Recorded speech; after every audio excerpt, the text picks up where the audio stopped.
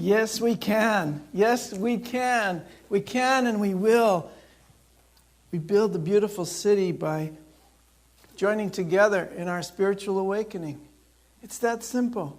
Entering into the realms of higher consciousness individually, then we come together collectively as those beautiful Christed beings that we were meant to be.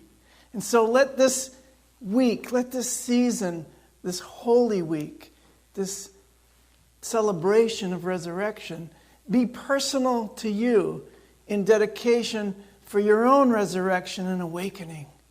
That's what we're building.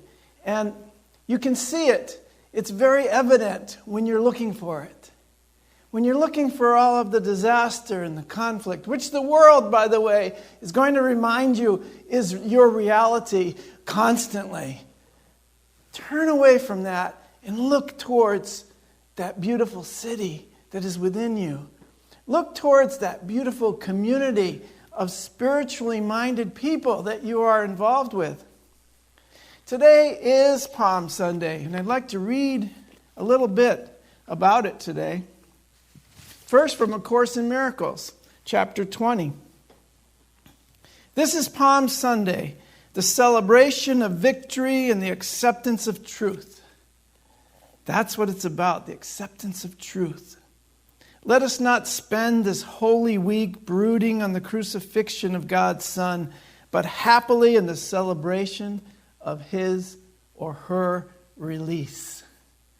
We're celebrating the release of you from the bondage of separation. For Easter is the sign of peace and not pain. A slain Christ has no meaning, but a risen Christ becomes the symbol of the Son of God's forgiveness of himself.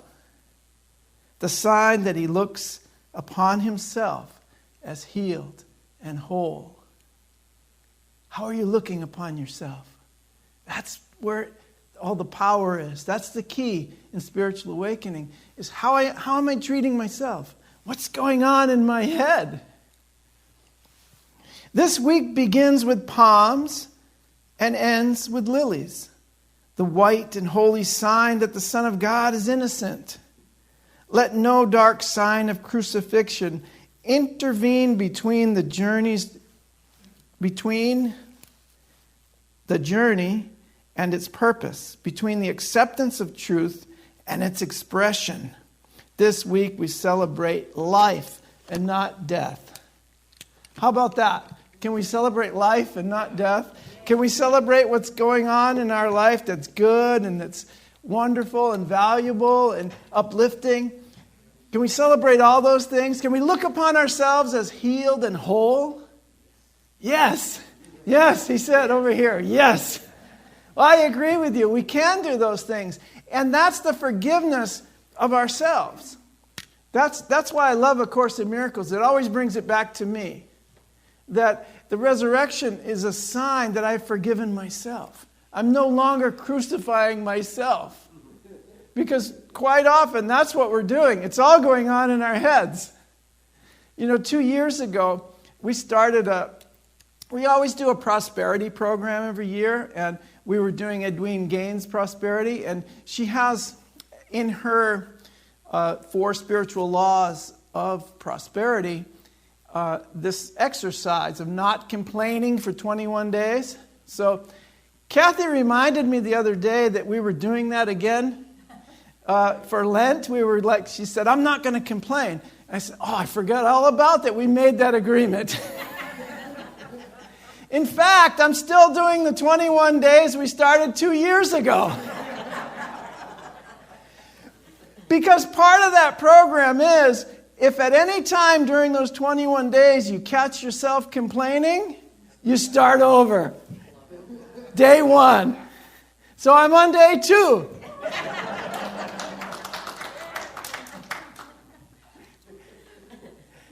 I made it past day 1.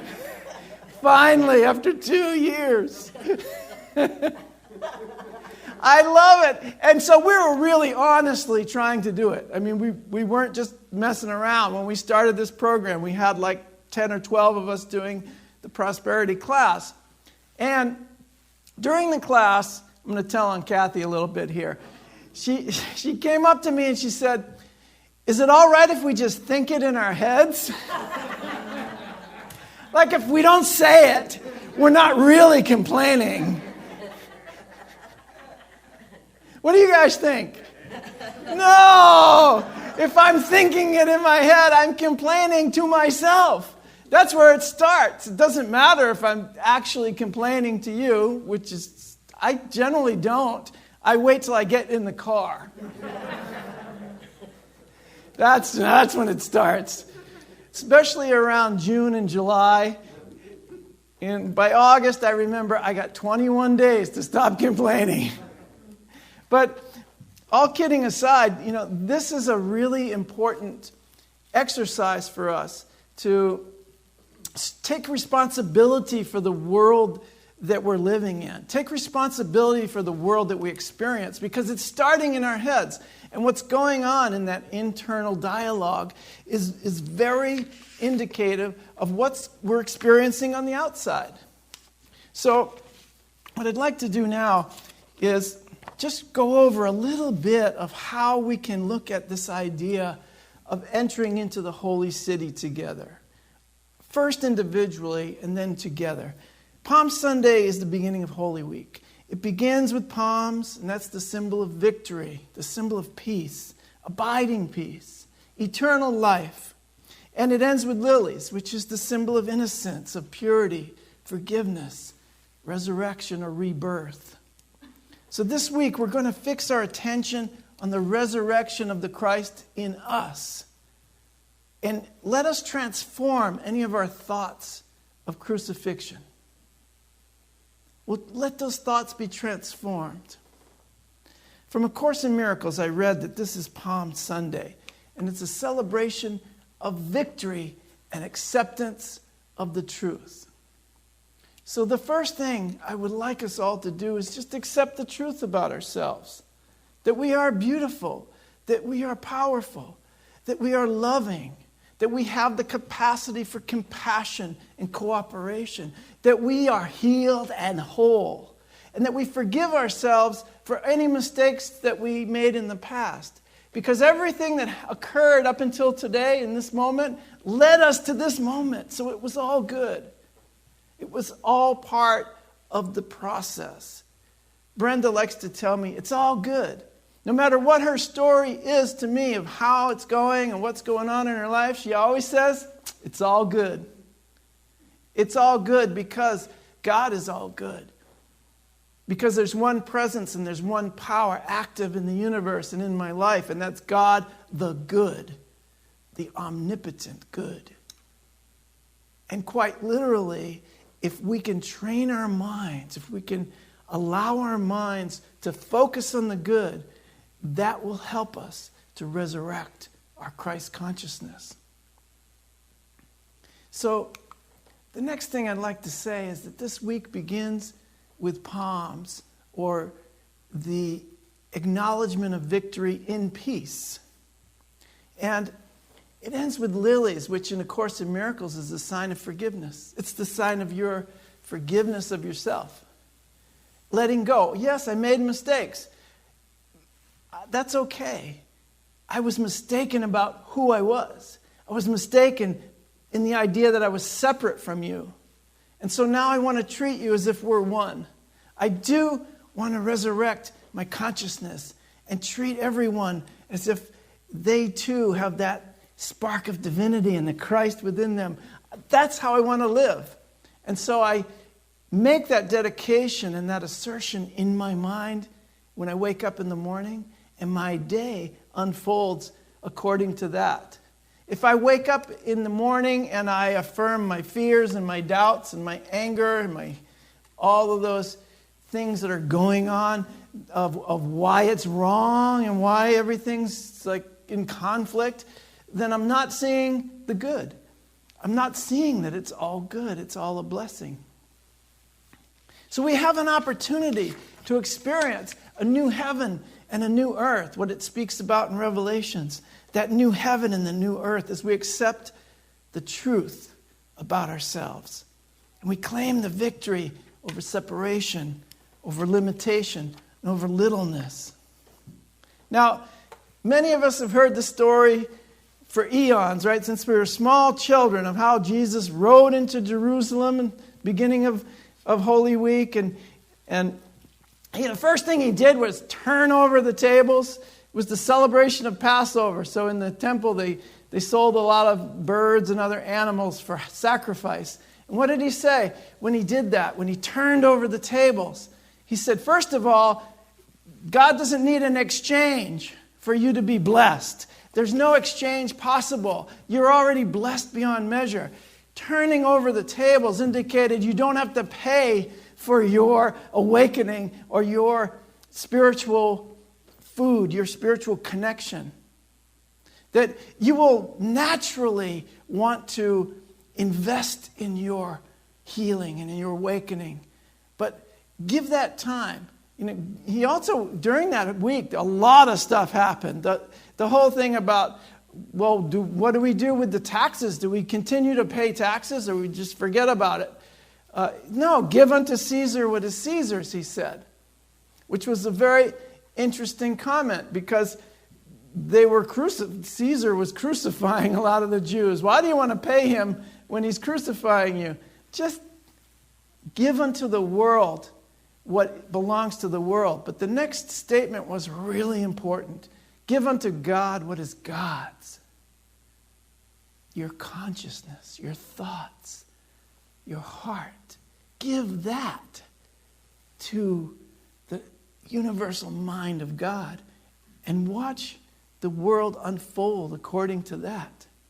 We've heard the story, of that week, how he healed the sick and he confronted the Pharisees and he taught the multitudes and he declared his identity as the Son of God, and that's why they wanted to kill him, because he said, I am the Son of God, which therefore made him equal with God. But also what he was saying, which we all missed, was that means you too are also the son, the daughter of God, the Most High, the universal mind. You have all the same attributes that I have.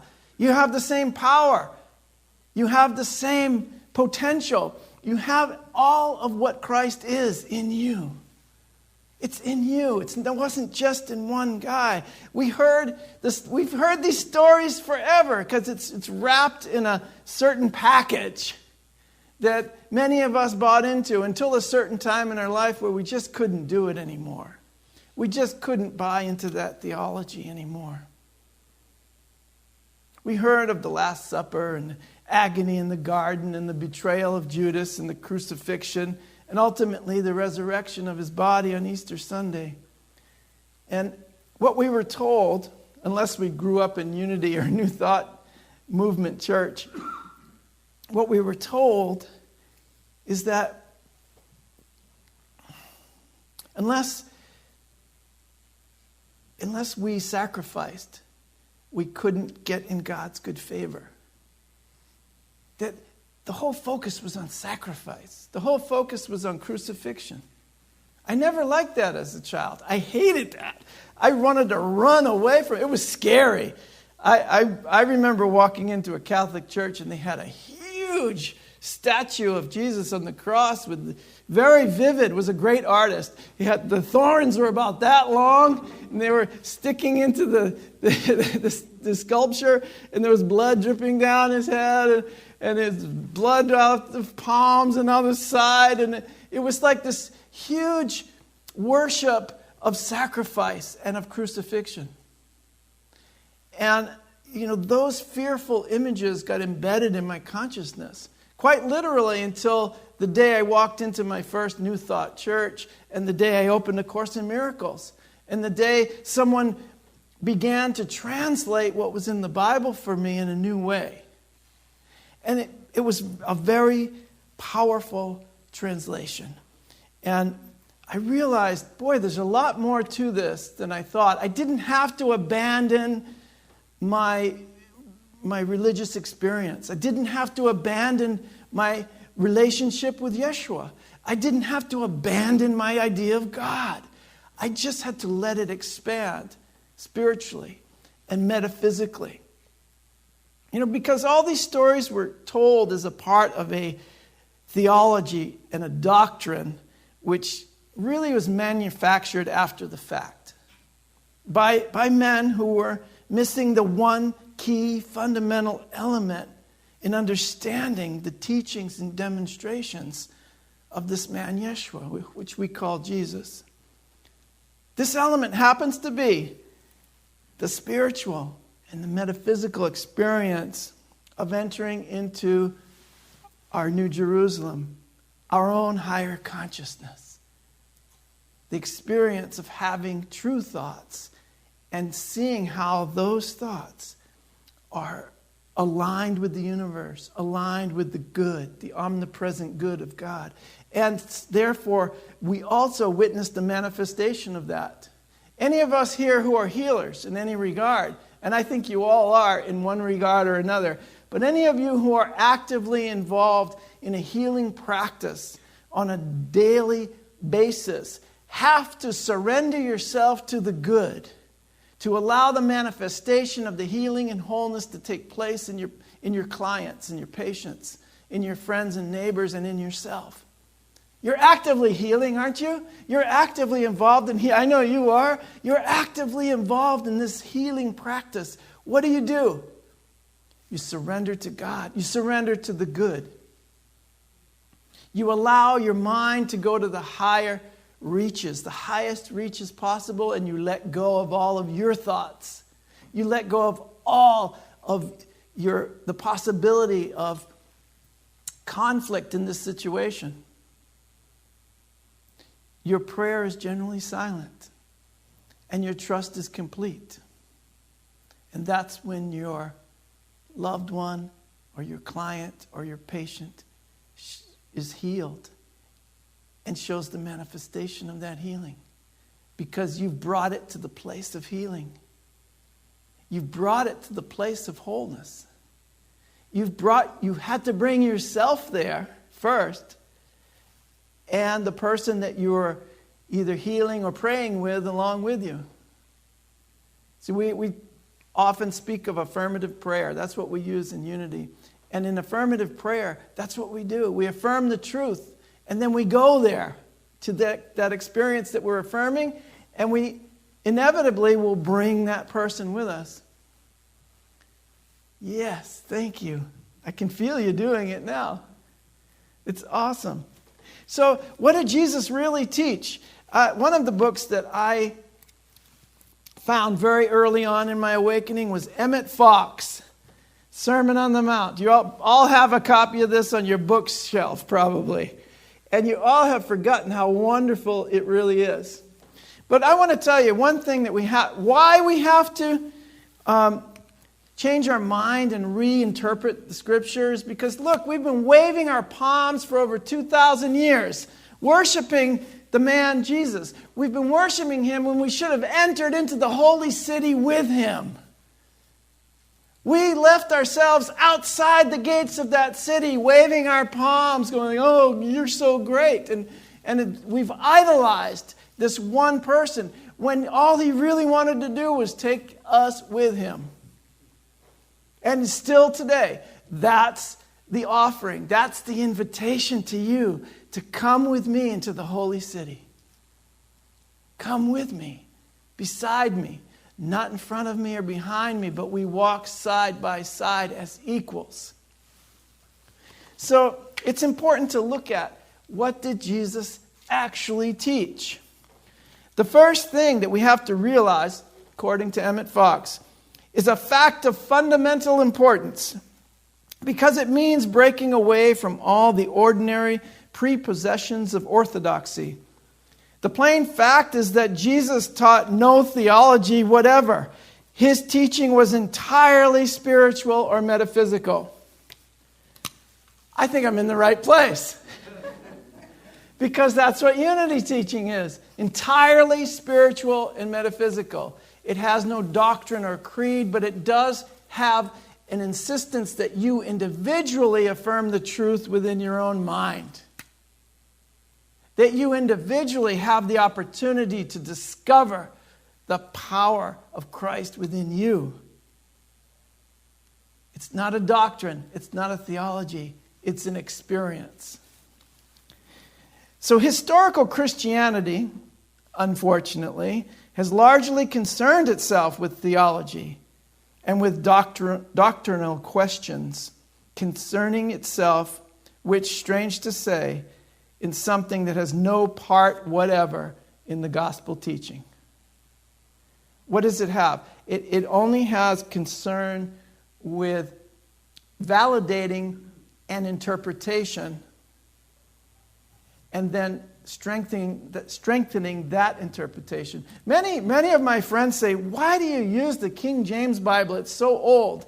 And why I use it is because every subsequent translation, well, even that one, but it's gotten to be more and more slanted towards this interpretation, which leaves out the great expansive experience that's possible in those scriptures.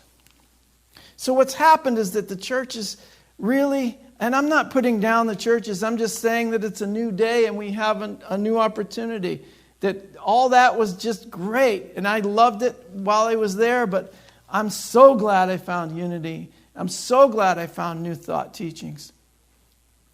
Because it's purely spiritual and metaphysical. At least we should strive for that.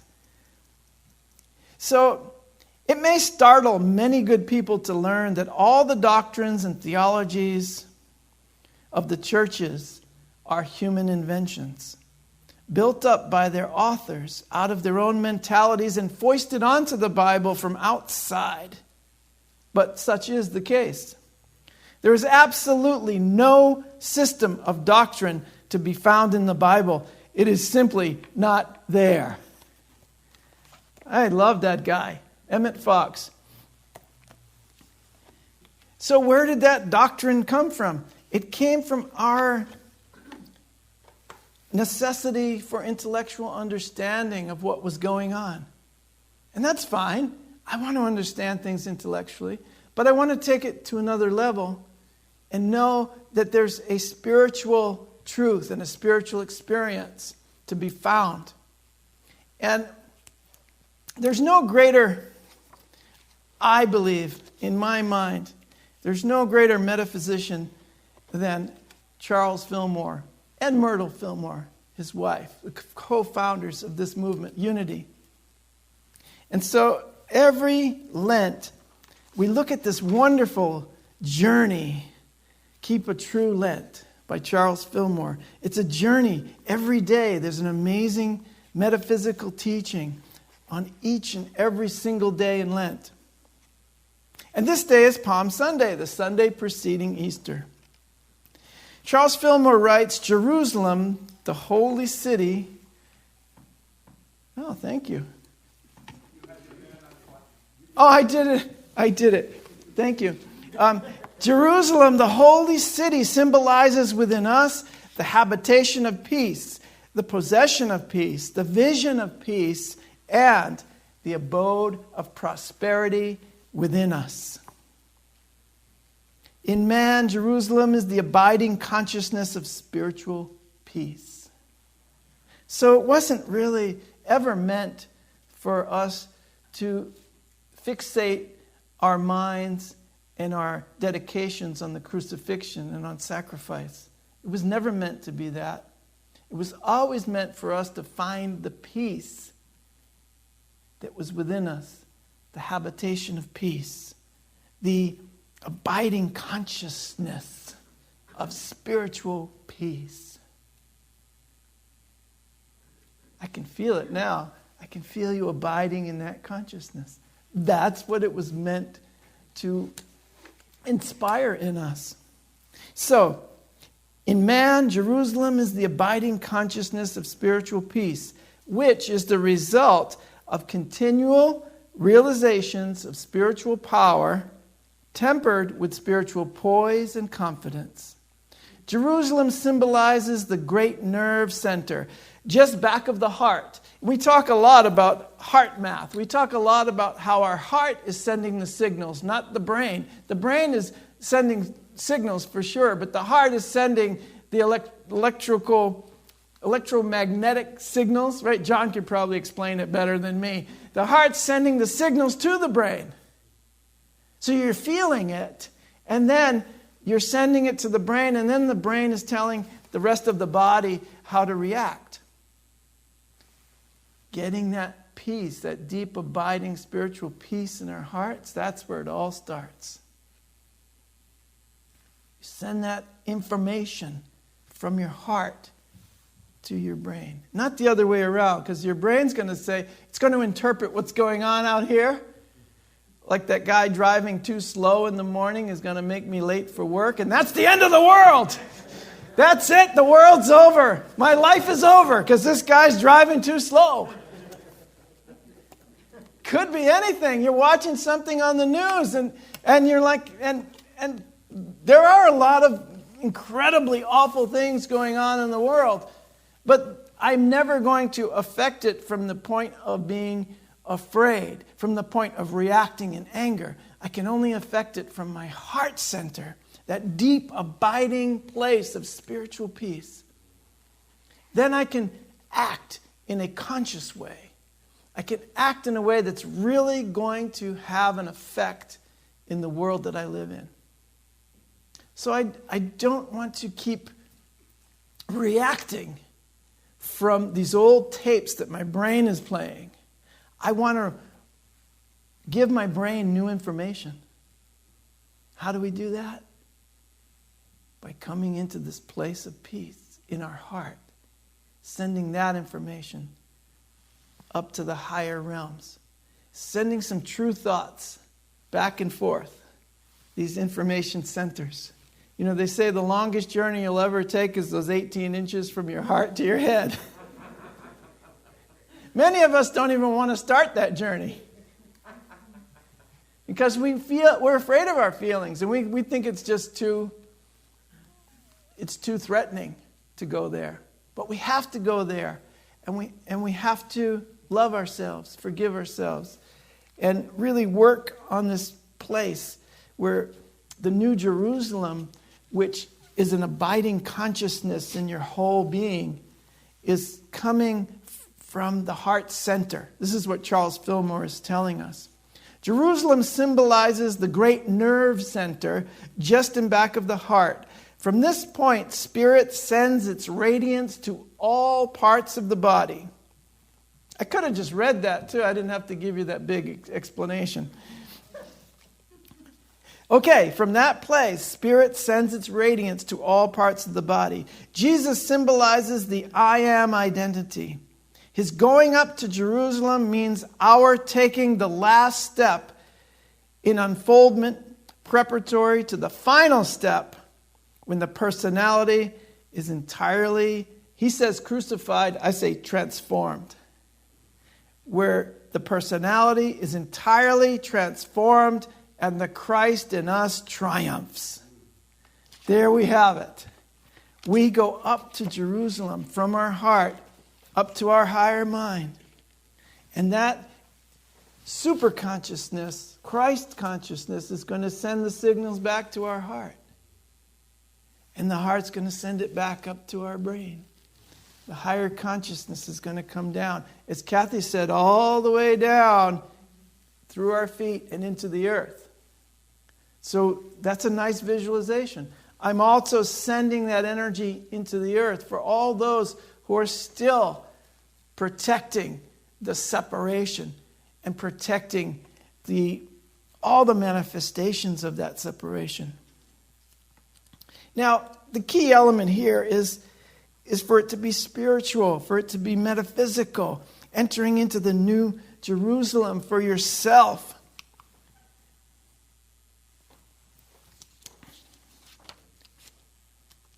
So, we keep reading about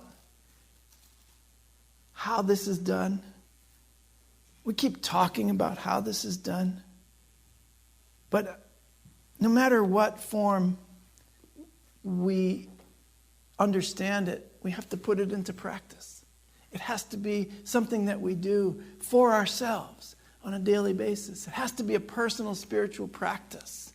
And then it becomes a lot of fun. It becomes so joyful because now you begin to feel healed, whole, and forgiven. Why? Because you're offering that to yourself. Do you know the universe, Spirit, has already forgiven you for everything. You can't do anything wrong in the eyes of everything, of Almighty. You can't do anything wrong. Everything is part of your process of awakening. Everything is part of your forgiving yourself. So let this Palm Sunday be the day in which you begin to forgive yourself for everything. Let it go and resurrect into the Christ that is in you. Accept the fact that there is a light in you, and that light was meant to shine in this world. And no matter what form of crucifixion you're tempted to focus your attention on, this is the time to rise out of that environment of conflict and crucifixion, and to know that it's all good, to know that we can raise what Charles Filmer calls, raise our consciousness to a higher standard. Can we hold ourselves to a higher standard, not in guilt, but in joy? In joy that we are resurrecting that light in us. In joy that light is going to be manifest in this world.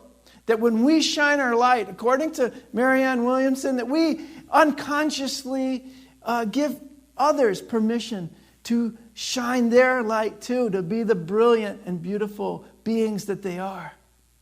So when you look in the mirror in the morning, remind yourself that you're beautiful, that you are the light of the world, and that resurrection is certain. Let the crucifixion and all the ideas therein be transformed in you. We are entering into the holy city of Christ consciousness. Be blessed, my friends. Be a blessing, and I'll meet you at the resurrection.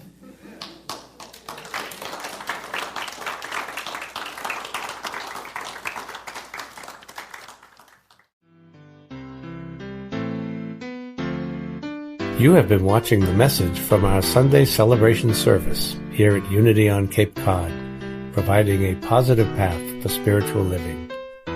Please join us every Sunday morning at 10 a.m. at 147 Walton Ave, Hyannis, Mass., and visit us online at unityoncapecod.org. This video was made possible in part through a grant from Unity Worldwide Ministries and the Templeton Foundation.